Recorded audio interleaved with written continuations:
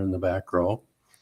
But we're going to start out with public input, and the first person on our list is Carol Kopp. Before you start, I would like to read a brief statement about public input. The ISD 318 School Board shall provide a specific period of time where persons may address the school board on any topic subject to the limitations of Policy 206.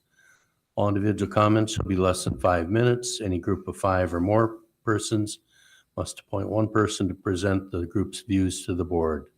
Depending on the number of persons present, school board chair reserves the right to set further time limits to allow participation within the allocated time. The board shall not allow negative comments in the public session about individual employees or students.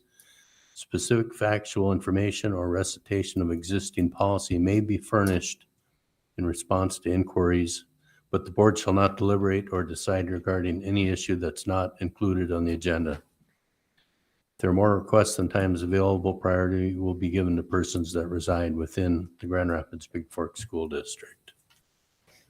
With that, Carol, you're on first. Okay, can you hear me? We can. That's weird, Julie. I don't want to see myself. I apologize for not being there in person tonight. I'm at St. Ben's for an Education Minnesota training, but I promised I would be here. So here I am. So good evening. My name is Carol Kopp, and I'm a community member, teacher, parent of a Grand Rapids High School student, and president of the local teachers union, Local 1314. As a community member, I know how taxes have negatively affected our community and our personal lives. My taxes went up just like everyone else's. However, I am unwilling to sit back and watch education in this community decline because of funding. Students in Grand Rapids and Big Fork deserve the same opportunities of the students in the metro area. A student's opportunities should not depend on one's area code, including 218. I fully support an operating referendum for District 318. I do not support it because I want more taxes. I don't. I do not support it because I think there haven't been financial missteps in the past, because I do. I don't even support it because my neighbors support it, because many of them don't. But frankly, I support it because we simply cannot cut more teachers and more programs in this district. We can't continue to kick the can down the road. In the past 4 years alone, we've cut $7.4 million in programs and personnel, teachers programs, and student activities. 71% of our Education Minnesota teachers in Grand Rapids and Big Fork shared that they would definitely support an operating referendum if it meant no more cuts in the spring. So let's work together to make 318 a destination district for students in Minnesota. We have great students, great staff, and a great community. I don't see any reason why we can't do this together. That's it. Thank you, Carol. Next person on the agenda is Darren Hofstede.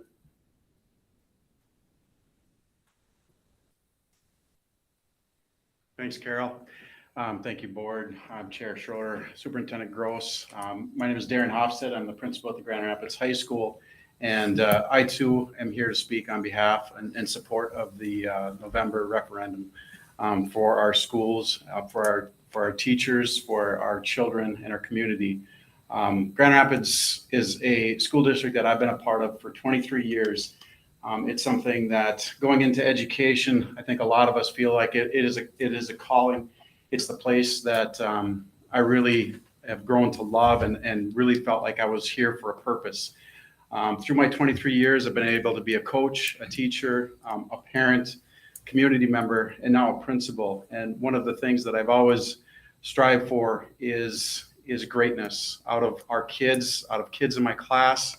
And as I roll greatness for our staff, and really what we've been going through for these past 5 or 6 years is cutting. And we've talked about cutting our way to greatness, and that is just not possible in the climate that we're in right now.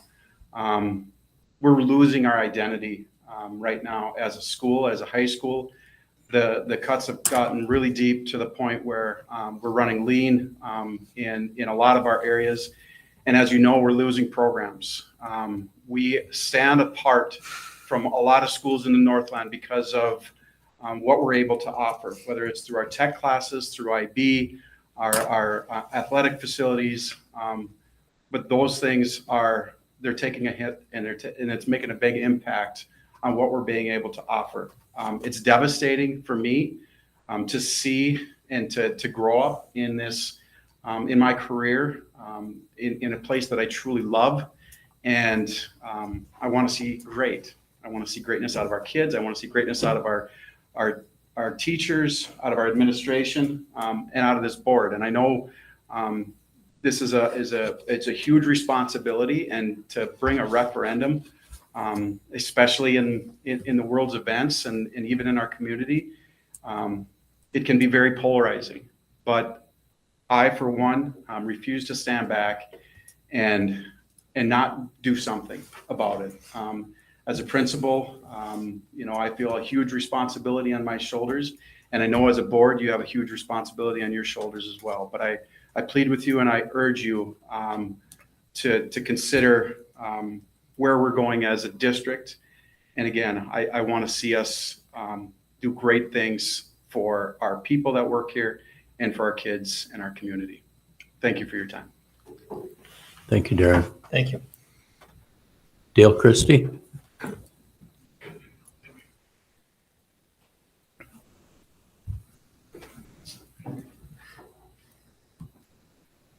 Hello, Dale Christie, Grand Rapids, or actually ISD 318 Activities Director.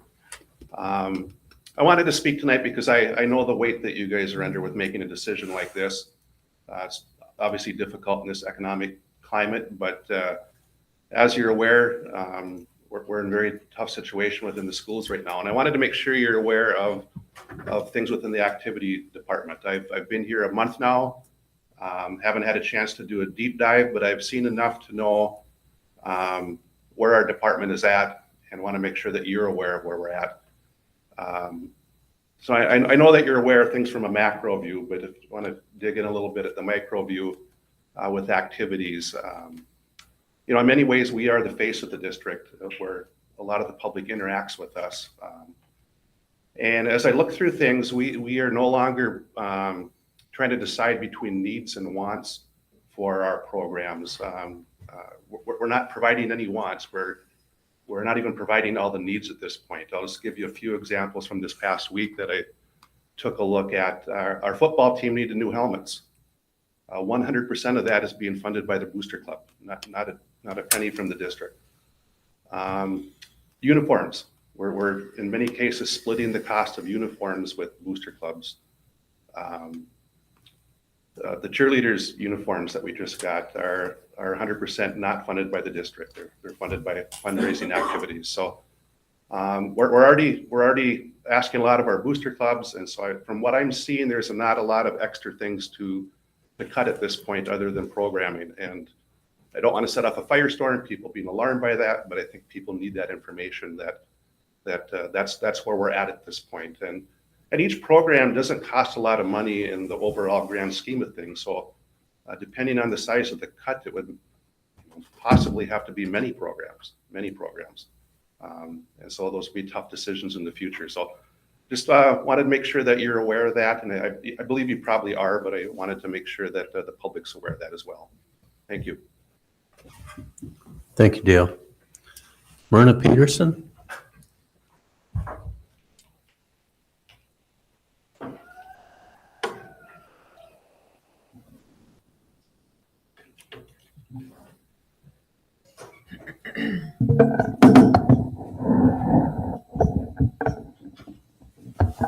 Hello, and thanks for the opportunity.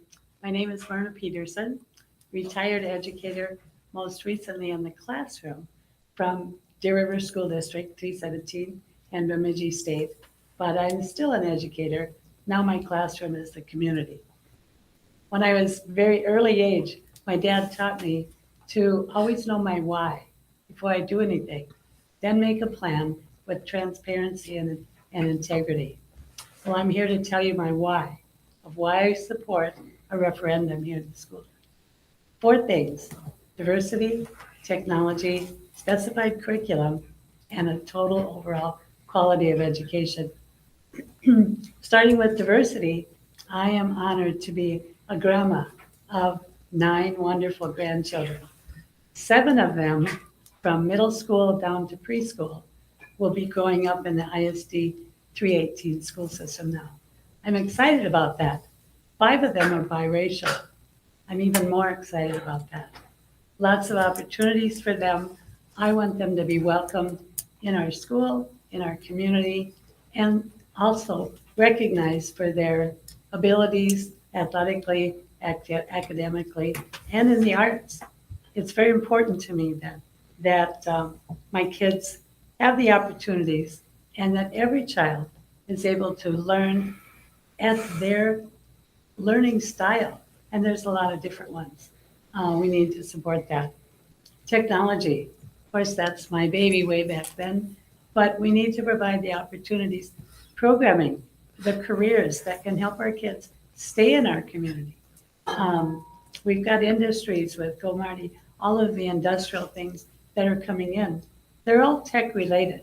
We need to do that in our schools, provide those opportunities for them. The other one is specialized curriculum. Foreign language. My kids are coming from the East Coast, already having taken multiple years of foreign language. And they're coming and they're going to have very few choices in the middle school. And that's disappointing. They were looking forward to what they thought was here before they came. The other opportunities in curriculum, we need specialized music and the arts. They're my passion as well as athletics. But the performing arts, the visual arts, band, choir, those kind of things have to be there for a well-rounded student. And the other thing, just quality of education. We need to provide that so we have this open-minded, everybody has a different worldview, but we need to recognize that and promote it within our schools. We as a school system, we're a community, and it takes a community, but we're all better together when we work and plan, play, and get better together. So thank you for your efforts. I'm here to support in whatever way you need. So thank you for all you do. Thank you, Myrna. Thank you, Myrna. Kyle Hedlund.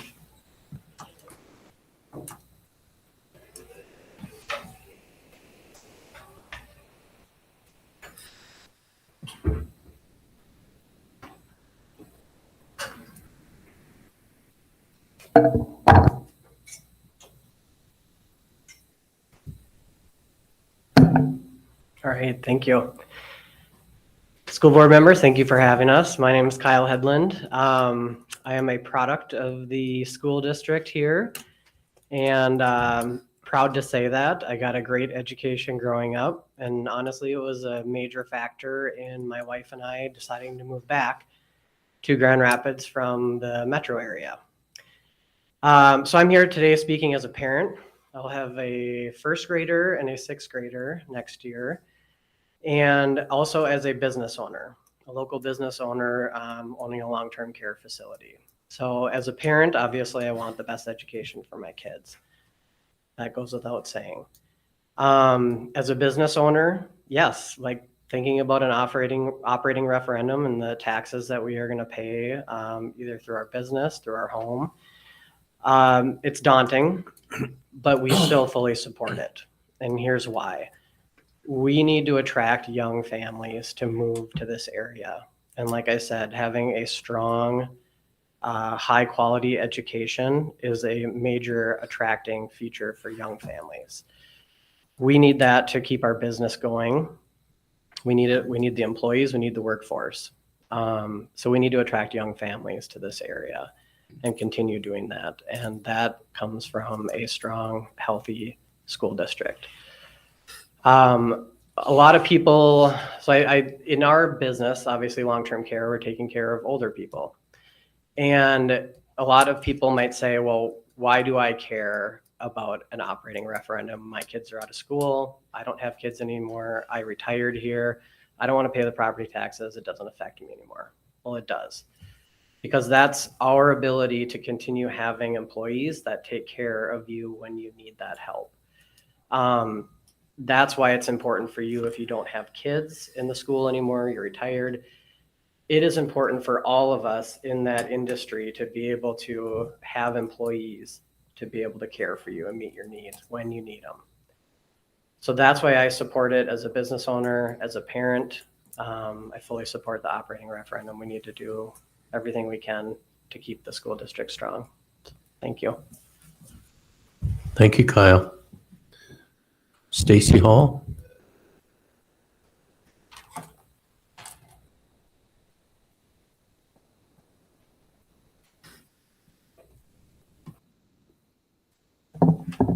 Hello. Thank you for having us tonight. I'm Dr. Stacy Hall. I'm a physician at Grand Itasca Clinic.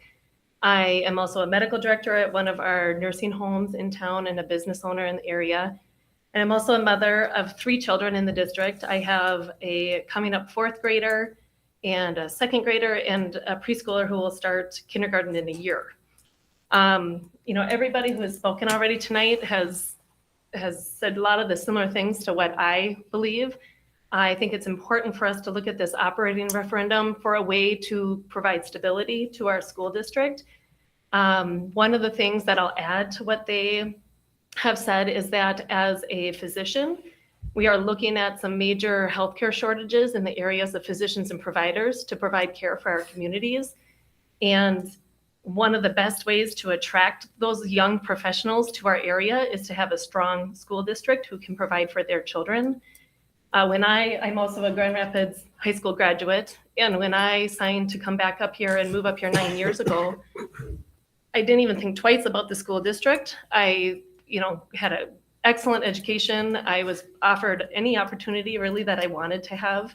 All the activities and things that are available that Mr. Hofstad and Mr. Christie talked about, the opportunities that Myrna brought up, all those things were things that we had back then.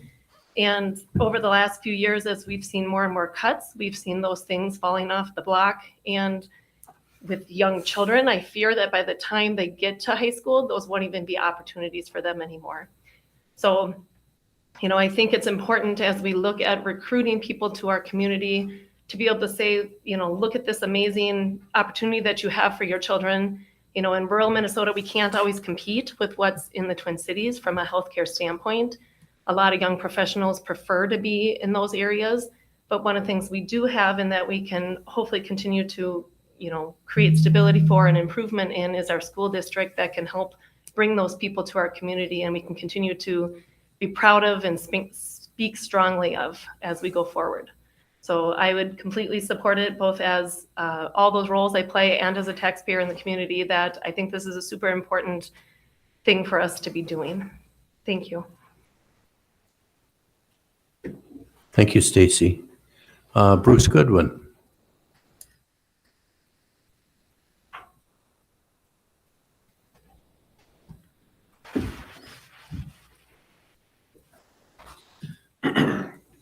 Thank you, school board, for having me up, Mr. Gross. I came into being a principal to support students, to support teachers, to see kids and staff flourish in a healthy environment of learning. I did not come into education to go through the $7.4 million in cuts that we've experienced over the last few years. I support this referendum with everything that I am, because I want us to get back to what we were when I got into this district. This is an amazing district. It continues to be an amazing district. And I know I'm speaking on behalf of my fellow principals as well. We're willing to do whatever it takes so that we can make sure our school district and our schools can be the best that they can be. Thank you. Thank you, Bruce. Julie, do we have anyone else who's signed up for public input? We do not. At this point, we're going to adjourn the workshop. We'll come back into session at 6:30 for the regular meeting.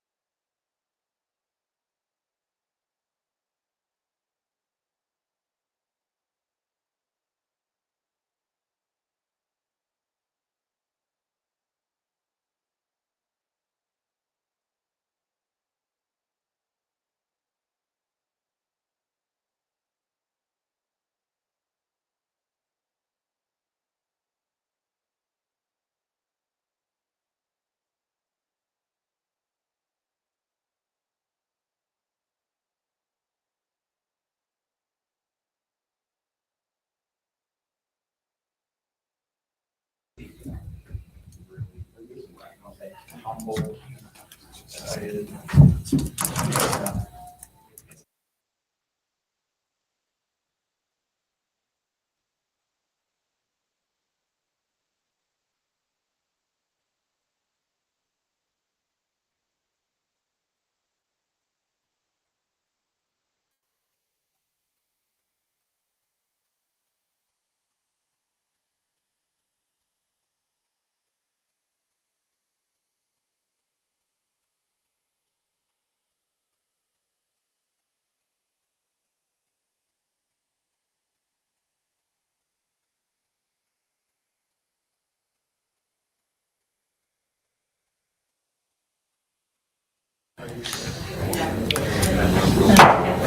It's 6:30. We'll call the special meeting to order. Please stand for the pledge.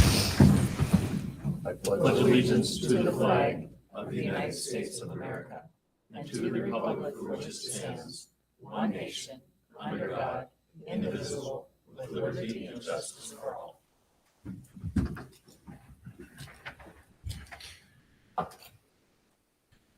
Next item on the agenda is approval of the agenda. I'm looking for a motion to approve the agenda. So moved, David. Moved by David, Second. second by Pat. Any discussion? Hearing none, all in favor say aye. Aye. Opposed? The agenda is approved. Next item on the agenda is to approve a resolution relating to increasing the general education revenue of the school district, approving a capital project levy authorization, and calling an election therein. Superintendent Gross, would you like to say a couple words? Yeah, I have, thank you, Mr. Chair. I have a few things that I just kind of wanted to touch on as we move into this really important decision. I think some of our speakers talked about that big responsibility that kind of falls on the board tonight. And in a way, just take a look back for the purposes of reminder, the work that the board's been engaged in as we've worked through financial planning, considering the budget, things like that. So I kind of took a look at the work that the board has done in the context of the school board code of ethics. As you came into this role, you were charged with some things, and those things related to thinking about the past and present future educational needs of the school district, obtaining adequate financial support, ensuring that the things we do are transparent and ethical and open, and upholding responsibilities as it relates to accountability to the community. For the past 4 years, the board's been engaged in significant budget planning, effectively leveraging COVID funding in order to reverse the trend of deficit budgets, and has passed a structurally balanced budget for fiscal 23 and fiscal 24 using those funds. The board has educated itself on school finance through training, work sessions. I've attended meetings with you and training on referendums so you knew all that you needed to know about it. We have a district finance committee that's met to investigate the details of this work, and many discussions have happened internally and externally. Audits have come back clean. The board's approved tax levies for our community the last few years that have been very small or zero. And we've done our best as a school district to maximize the funding that we do receive. The board asked the community what it thinks, what it expects from us, what it wants from us as a school district. And we received all kinds of feedback that drove our strategic plan, what it is those priorities are that we're going to continue to work for. I mentioned that finance committee that's met to review, give us insight on not only our budget, but referendum options. A number of community meetings have been held over the last few months to get feedback, to bounce ideas off of, ask questions. A large community survey went out based on a statistical representation of our school district and the demographics in order to get a sense of where our community's at with tax tolerance. And again, what do they expect from our school district in terms of quality, and also if there were to be other additional dollars, what's the expectation that for how those are used? a number that we've engaged as a board and leadership team in a variety of, in a number of work sessions to talk about our budget, what it means, how we got here, what kind of planning needs to happen. The board's done its homework. I think our need is clear. Our community values education. We heard from some people tonight. It's humbling and encouraging to hear how strongly people in our community, and while we had a handful of people here tonight, when I'm in the community, I hear the same words consistently. Our community values education. They know that schools are important. They believe in the impact that we have on the community. A couple of our presenters tonight mentioned 4 years of reductions, over $7 million in cuts. We can't cut our way to excellence. We can't be or become the district that we want to be when we're in that situation. Those cuts have resulted in a loss of opportunities for kids. We heard some of those tonight. They've made things challenging in classrooms, and we've made a lot of staff reductions. And then finally, state funding, even with that legislative appropriation that was made in 2023, it hasn't kept pace with inflation. It hasn't kept pace with increasing costs. The DFL House Finance Committee Chair herself, when the deal was done, this is the body that the legislative work was done through. She even said this was a great start, but you can't make up for decades of underfunding in one biennium. It's not realistic to expect that. That's coming from a legislator that understands the position that the state's in. She understands the position that educators are in, school districts are in. The need's really clear. Our district, ISD 318, Grand Rapids, Big Fork, our Cohasset School, we're not benefiting from a solution that's used by most districts in Minnesota. Our finance system is set up. It's established and designed to work on a kind of a three-legged stool of federal funding, state funding, and local funding. And most districts have gone to their communities for additional help. Because when you look at the ways that we have to balance budgets that are struggling, but we've really only been able to leverage that third item there, cutting our budget, working on the red side of the budget, and we've done enough of that. 70%, over 70% I mentioned, have gone out to their communities. They found themselves in the situation we're in. Their communities have supported, and I think our district has done a great job of delaying that as long as possible, to do as much as we could with what we have as we can. But the time is kind of now. A plan's been thought out. This isn't something that is new. We started talking with our community. We came up with a plan that uses a combination of operating levy and capital projects levy to balance tax impact among residents, businesses, and seasonal recreational property. Some of those people were here tonight speaking to that very thing. We got feedback from district leaders on the plan. And again, back to the work that the board's done to talk through scenarios and how does this affect different people and where do numbers lie, and taking into consideration the surveys around tax tolerance. We've thought about this from the standpoint of our financial picture. Our fiscal 24 budget is balanced using COVID funds, but we know that those will end. We know that in the future we have a deficit that's going to grow, and if we don't do something now, we're going to continue to see cuts moving forward. We heard loud and clear from parents tonight that they don't appreciate that when they think about their kids.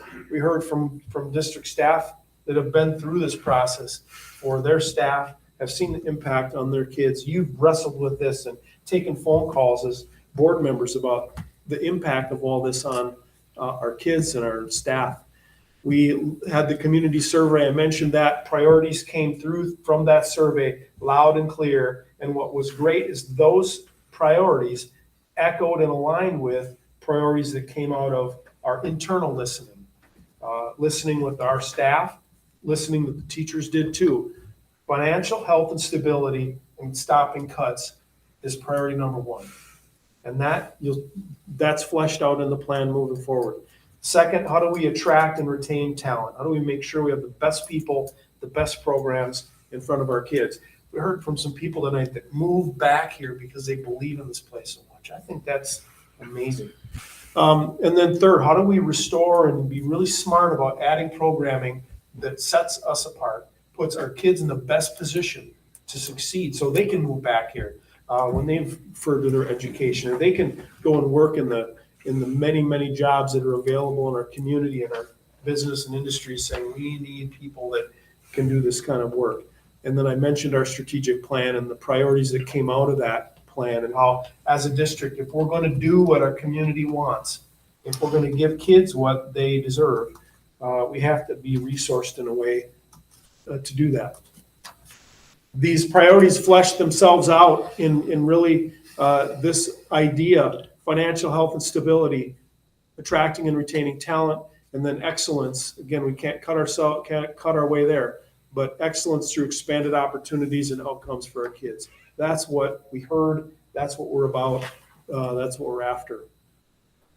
So the plan that you're considering tonight is structured like this. 3 questions. The first question gets at that first priority. How do we make sure we can stop cutting? How do we make sure we can eliminate that and build our fund balance to the point where we have stability? It's an operating referendum, $1,100 per pupil, that amounts to a little over $19 a month on a typical median-sized home in our community. That's the number from the data. Question 2 gets at the middle and upper part of the triangle there that I just showed. How do we attract and retain talent?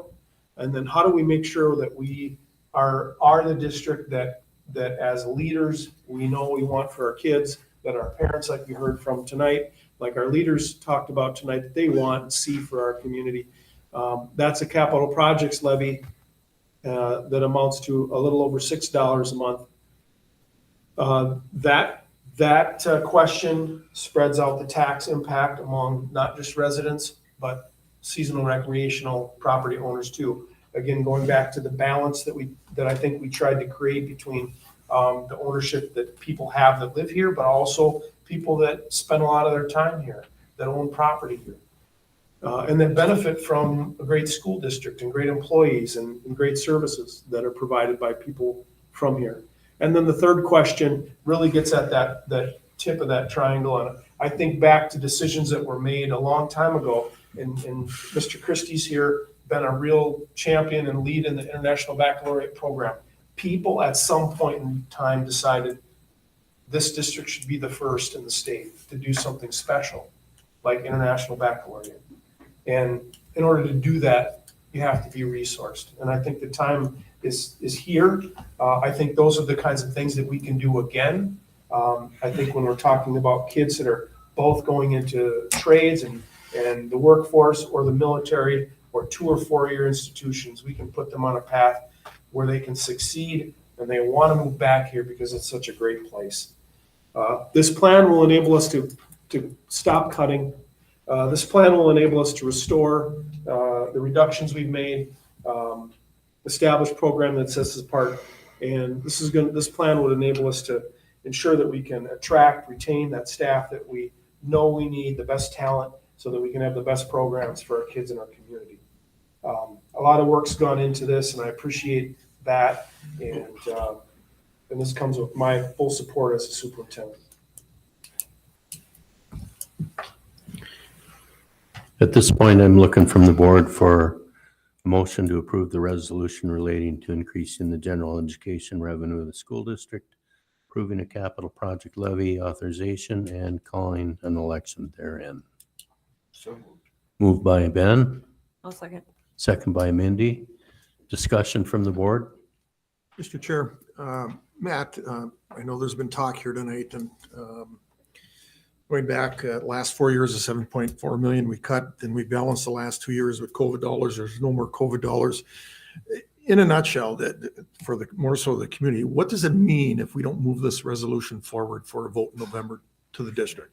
That's a really good question. As we look at our current budget, and like I mentioned there, and you referenced, I think our district did a great job of not only using the COVID funds that we got from the federal and state governments to take care of the things related to COVID that we need to take care of, but also used that judiciously so that we had it available to balance our budget. But it won't be here after next fiscal year. And so this funding cliff, and many of you were around in some form or fashion. The last time that phrase was used in schools in that 2008, 2009 period after the recession, school districts experienced the same thing. Big infusion of government dollars, and then that money went away.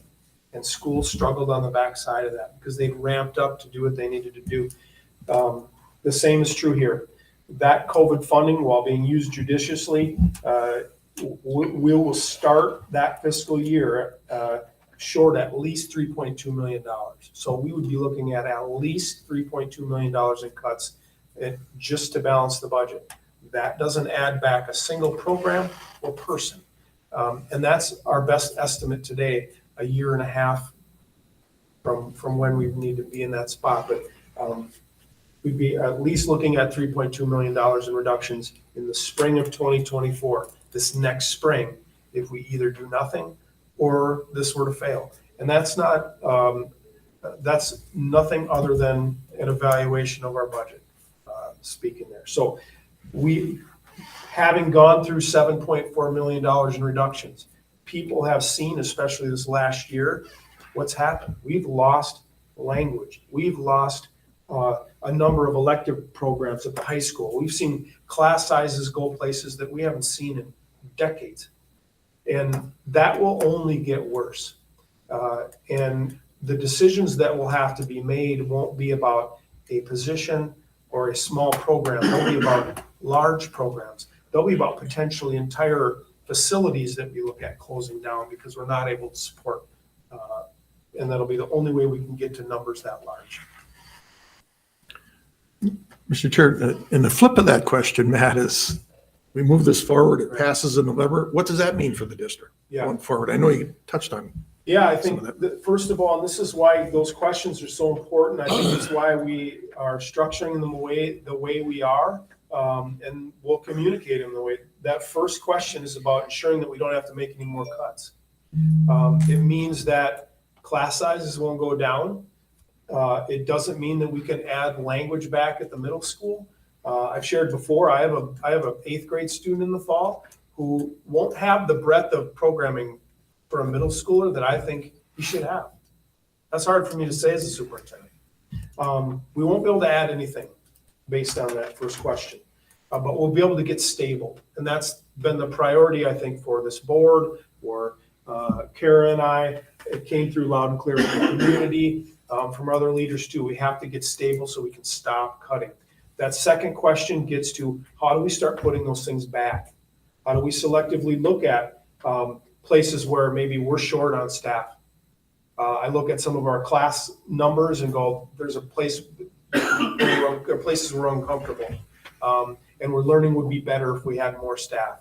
There are places where I look at some of our community partnerships, especially in career and tech ed, where they're knocking on our door saying, hey, we need your help, and we're not really able to do that right now. I look at our language staff, and it comes up often, but it's a sign of a school district that's offering a comprehensive program to its kids. What does foreign language look like? What does literature look like? What does math look like at the upper levels? We could selectively add some things back. And then with the third question, we're able to go beyond that to what are those things that are really going to make us unique? One of the things that I'll use as an example, computer programming, computer languages, computer science it's a huge field right now, and we don't have the ability right now to do much, if anything, with that. Our business teachers are overwhelmed with kids trying to get into the limited staff FTEs we have there. That's an area where we could grow. We could grow in our career and tech ed program. We could grow in our college and career readiness. We could grow in the elementary levels. What are we doing with science, technology, engineering, art, music? Our kids that are elementaries there's a lot there we could do. Those are the things that when we start talking about those three questions, all of a sudden look very, very different. And our kids are having a whole different experience here. Thank you. Mr. Chair. Superintendent, I know a lot of school districts around the state are going into some serious cuts because of declining enrollment. Is that our situation here? Our reductions really aren't a result of significant enrollment decline. Ours are just a function of expenses growing at a rate faster than revenues. Our enrollment right now is up compared to over a year ago, which is great. Statewide, we've seen an enrollment decline that's been larger than we felt in ISD 318. That's good. One of the things that makes our budgeting work challenging is the variability that exists from grade to grade.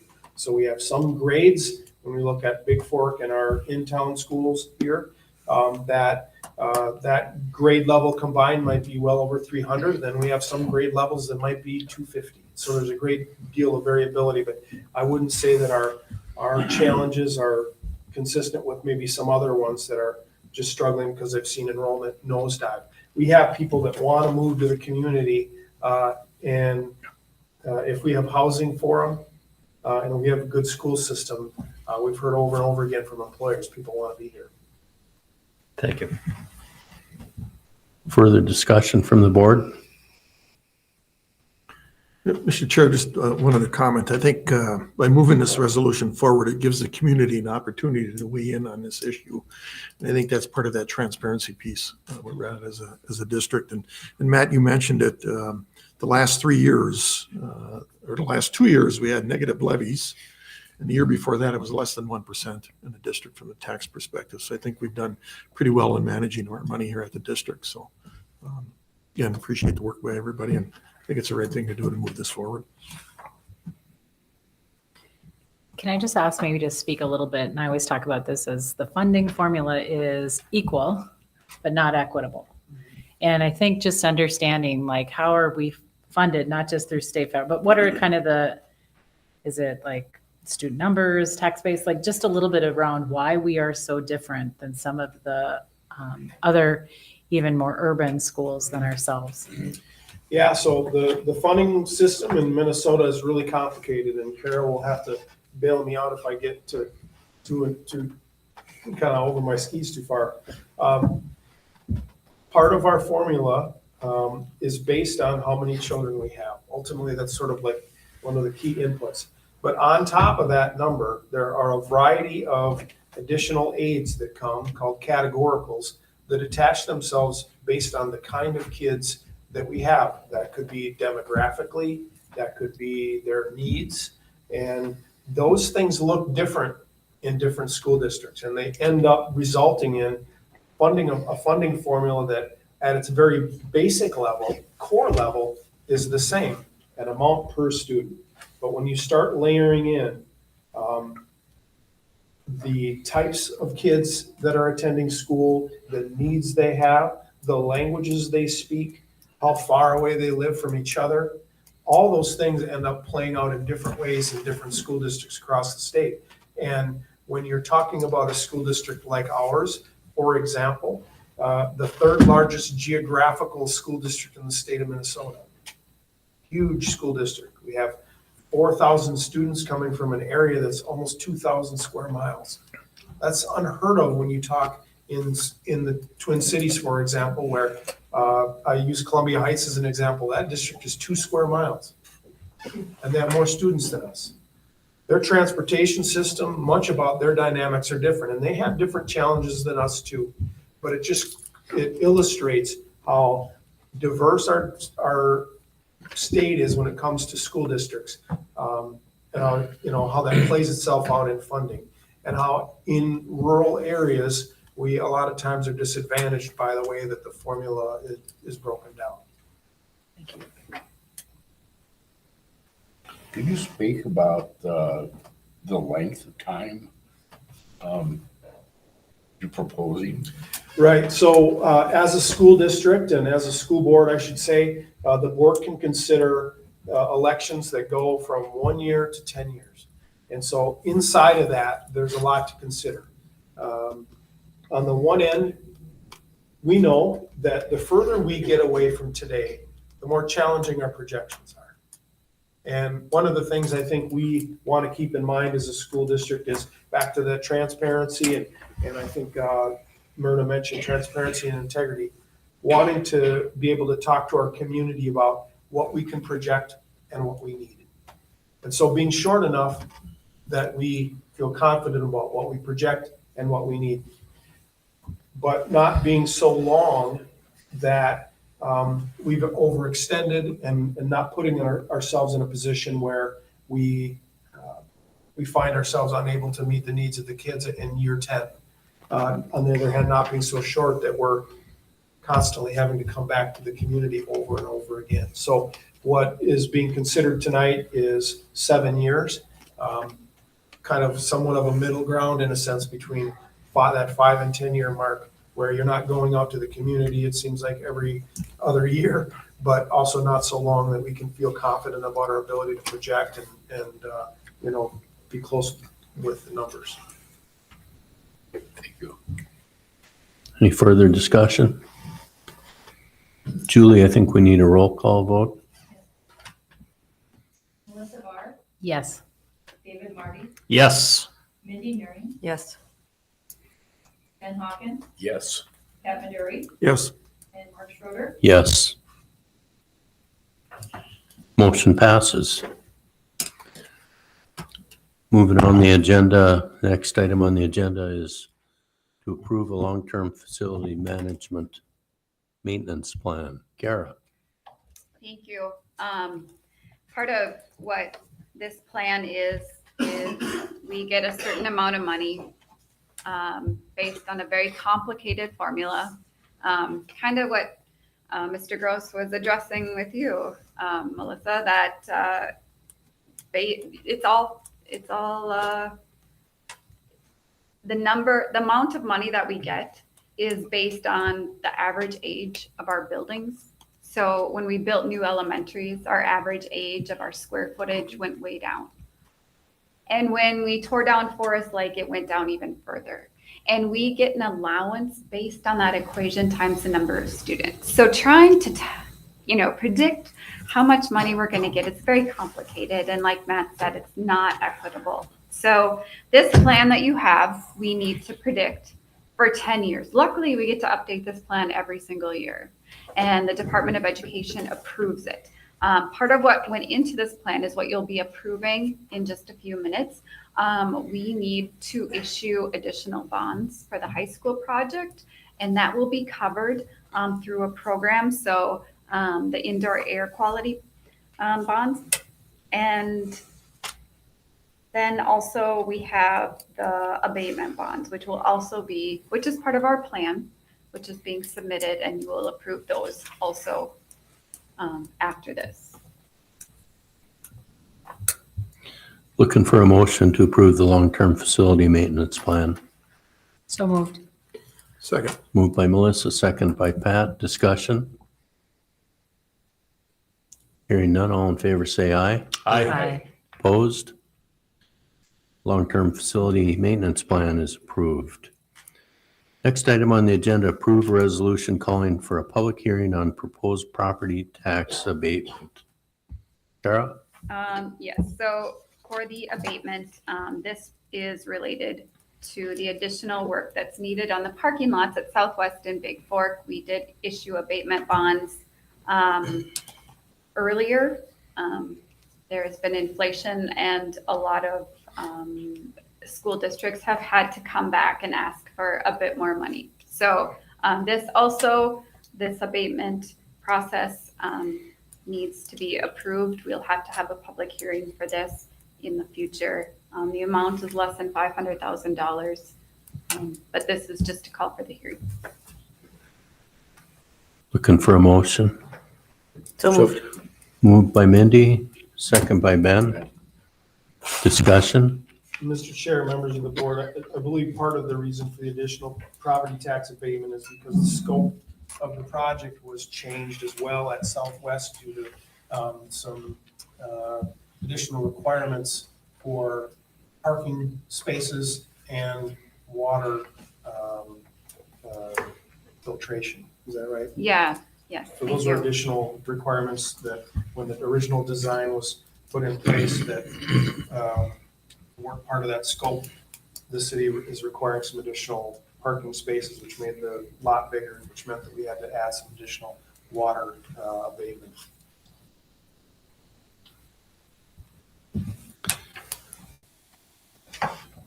Any discussion? All in favor? Aye. Opposed? Resolution passes. Next item on the agenda, approve a resolution to issue general obligation facility maintenance bonds. These bonds, I'm asking you to approve the issuance of these for the Grand Rapids High School Indoor Air Quality Project. When the bids came in for this project, it was about a year ago, and they were significantly higher than was predicted 2 years ago. Before that, we all know what's happened to the cost of steel and metal. Inflation has wreaked havoc. Most school districts that have projects like this are doing exactly what we're doing. So I'm just asking you to approve this additional funding so that the high school project can be completed next summer. Looking for a motion? So moved. Moved by Second. Ben, second by David. Discussion? Hearing none, all in favor say aye. Aye. Opposed? Resolution passes. Next item on the agenda is to approve vendor and replacement of copy printer for early childhood special education. Kara? We have not gone out for bids or quotes for copiers in quite a while, as I understand. So to do that and to allow other local vendors to bid, we asked for a quote on a printer a new copier printer that we will be installing for early childhood. We received 2 quotes, and I'm recommending that we award the lowest bid. Looking for a motion? So moved, David. Moved by David, Second. second by Melissa. Discussion? Who was the vendor? We're awarding it to Metro Sales. Any further discussion? All in favor say aye. Aye. Opposed? Motion passes. Next item on the agenda is to approve contracting with Itasca County for the November 7th, 2023 special election. Julie has been doing a lot of work with the county in preparation of your approval of the resolution to hold a referendum vote in November.